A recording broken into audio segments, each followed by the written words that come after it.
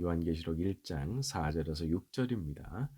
요한은 아시아에 있는 7교회에 편지하노니 이제도 계시고 전에도 계셨고 장차 오실 이와 그의 보좌 앞에 있는 7영과 또 충성된 증인으로 죽은 자들 가운데서 먼저 나시고 땅의 임금들의 머리가 되신 예수 그리스도로 말미암아 은혜와 평강이 너희에게 있기를 원하노라. 우리를 사랑하사 그의 피로 우리 죄에서 우리를 해방하시고 그의 아버지 하나님을 위하여 우리를 나라와 제사장으로 삼으신 그에게 영광과 능력이 세세토록 있기를 원하노라. 아멘.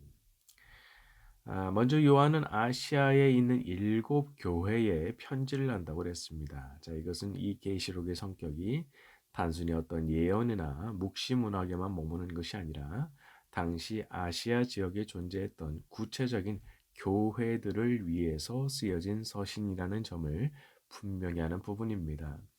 자, 그렇기 때문에 우리가 필연적으로 이 요한계시록 전체를 어떻게 봐야 되느냐? 어떤 특정 공동체를 위해서 쓰여진 마치 로마서나 갈라디아서나 고린도전후서처럼 특정한 지역교회 청중들을 염두에 두고서 쓰여진 편지라는 사실을 잊지 말아야 되는 겁니다. 그래서 이 배경 안에 역사성이 들어있는 거예요. 역사성. 그러니까 무조건 초시간적인 게 아닙니다. 이 요한계시록이. 자, 그래서 이렇게 역사적 배경을 가진 것으로 생각하지 않고 요걸 만약에 완전히 초시간적인 문서로만 보게 되면 어떤 일이 벌어지죠? 이것을 노스트라다무스 예언 같은 부류로 읽게 되는 거예요. 그러니까 여기서부터 해석에 아주 많은 문제가 생길 수밖에 없겠죠. 그래서 장르를 곡해하고 그 곡해로 인해서 아주 기괴한 해석들이 난무하게 되는 겁니다. 자, 다음으로 요한은 5절에서 너에게 은혜와 평강이 있기를 원한다고 했는데 이 은혜와 평강이 누구로부터 오는 것이냐? 성부, 성자, 성령 하나님으로부터 온다고 말합니다.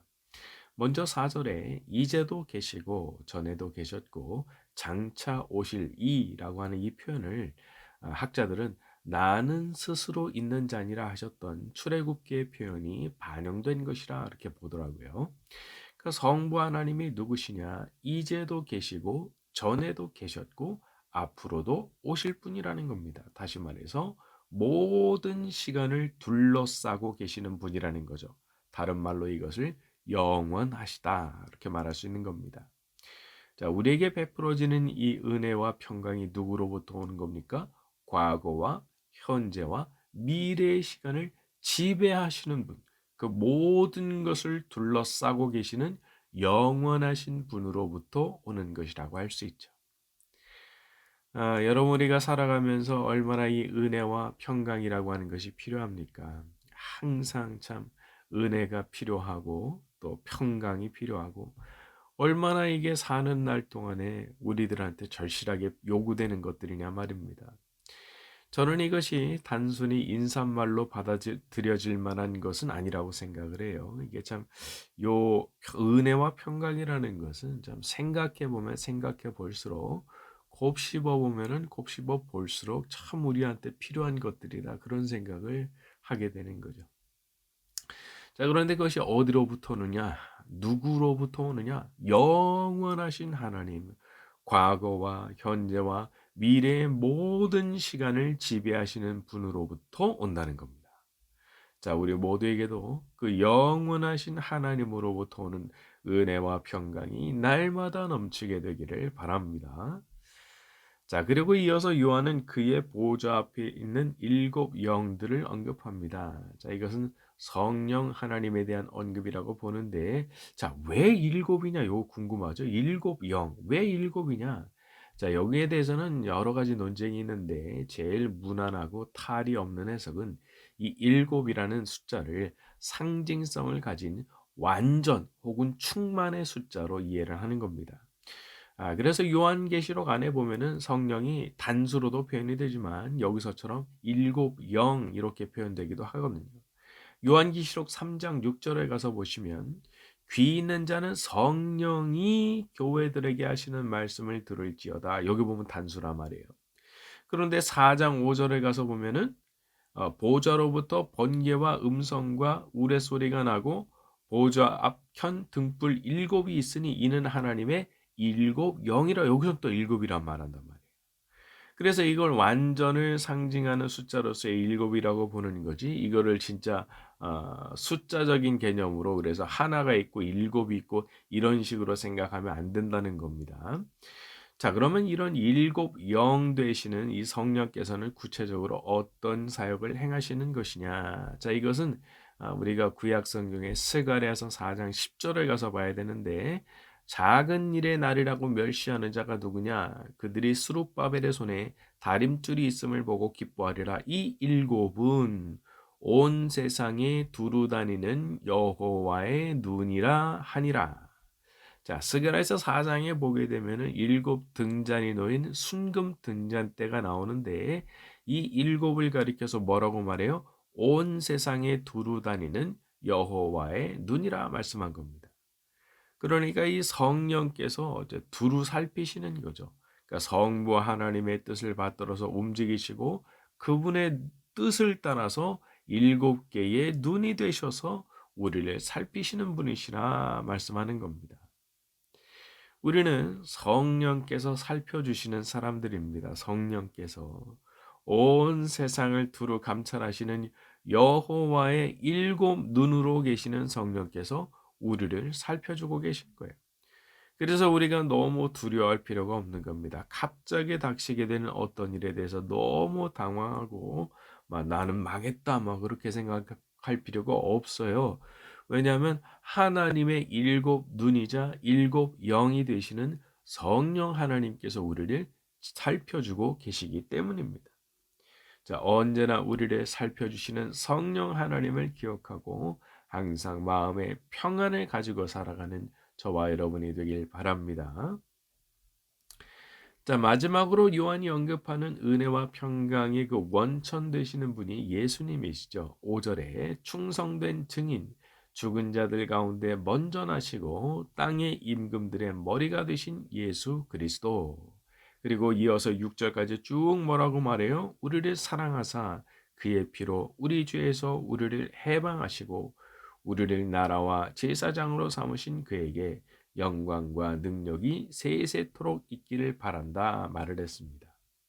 자, 그분이 누구시냐 말이죠. 우리를 사랑하셔서 당신의 피를 흘려 우리를 해방시키시고 당신의 나라와 제사장으로 삼아 주신 분이라는 거예요.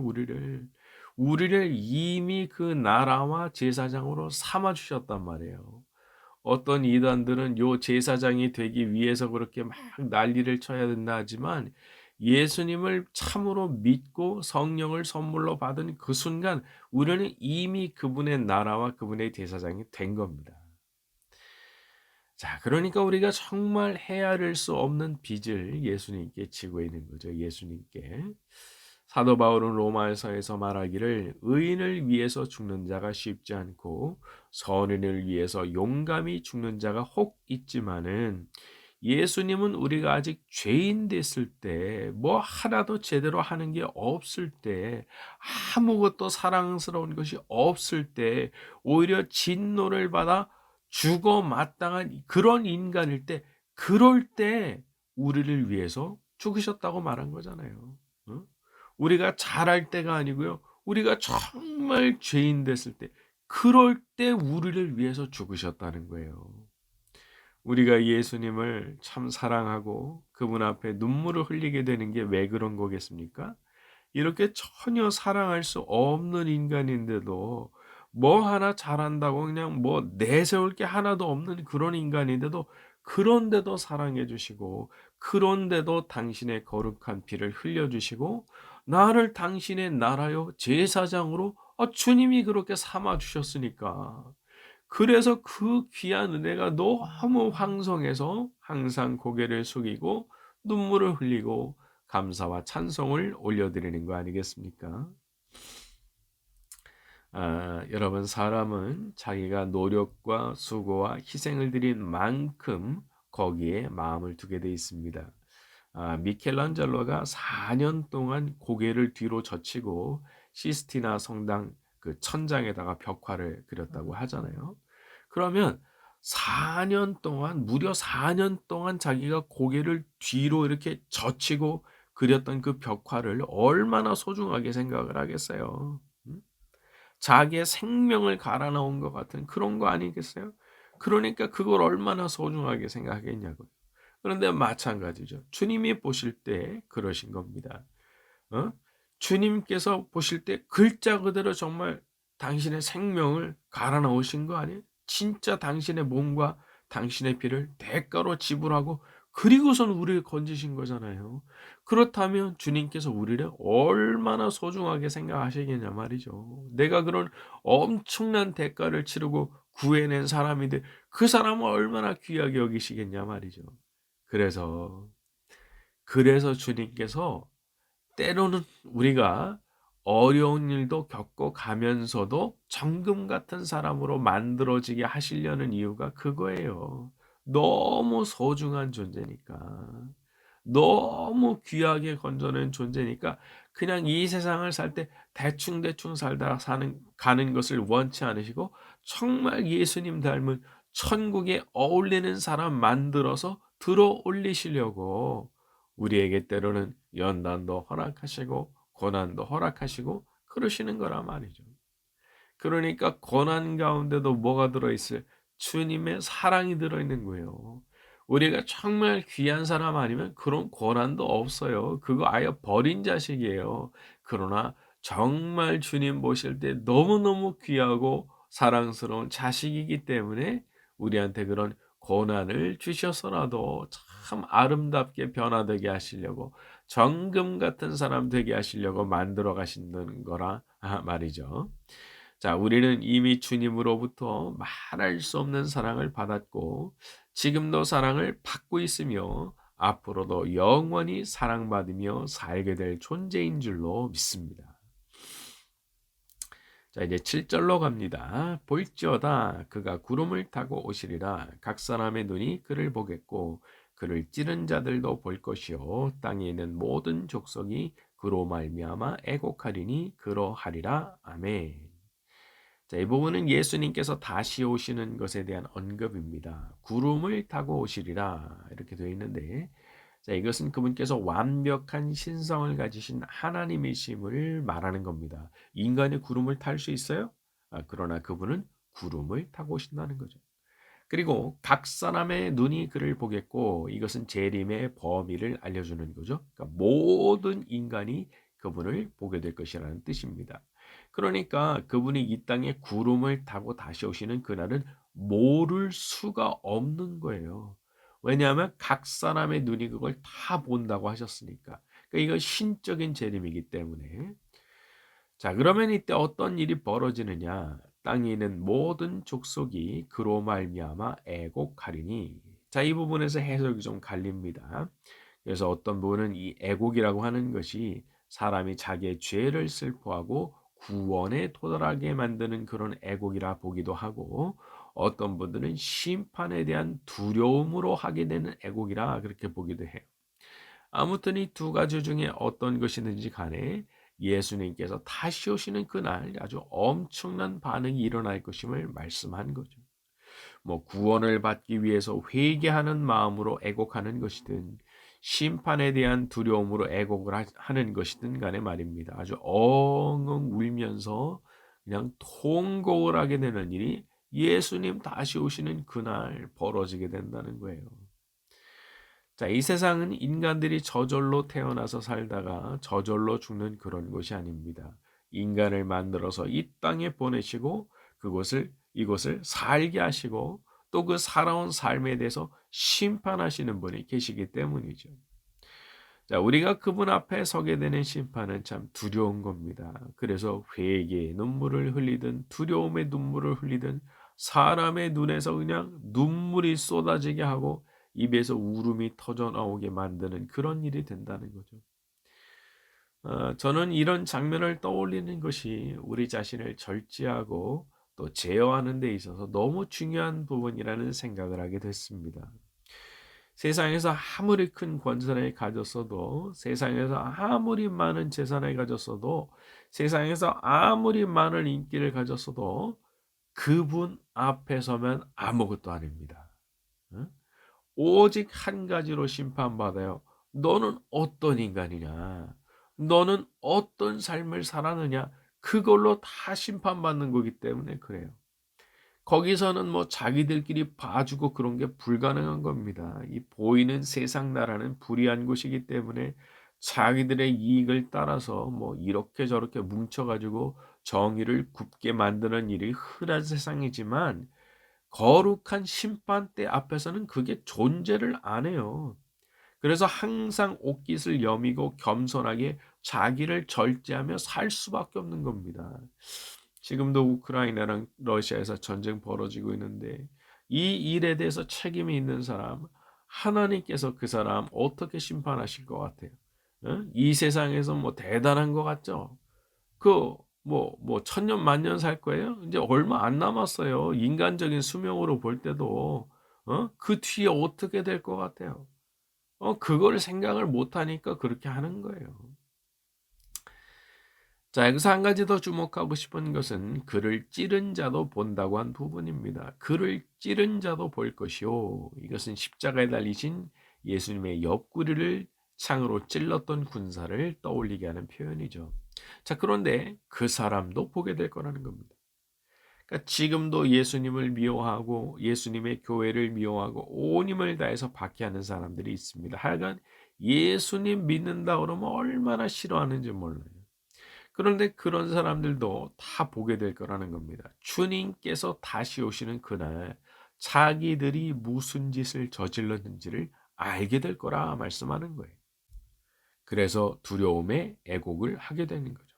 그래서 저는 여기 나오는 이 애곡을 이제 구원을 받기 위한 애곡이라고 보는 관점보다는 심판에 대한 애곡에 가깝다는 쪽의 견해를 저는 좀 취하고 있습니다. 그래서 여러분 지금 예수님 믿는다는 그 사실 때문에 여러모로 공경에 처해 계시고 안팎으로 힘든 일을 경험하고 계시다면 기억하세요. 주님께서 오셔서 그 모든 억울한 일을 갚아주시는 날이 오는 겁니다. 그러니까 우리가 예수님을 생각하는 가운데 참고 참고 또 참는 것이 영원한 게 아니에요. 심판자이신 그분, 재판장이신 그분께서 오시면 그 모든 죄에 대해서 낱낱이 심판하시고 대가를 치르게 하실 것이기 때문입니다.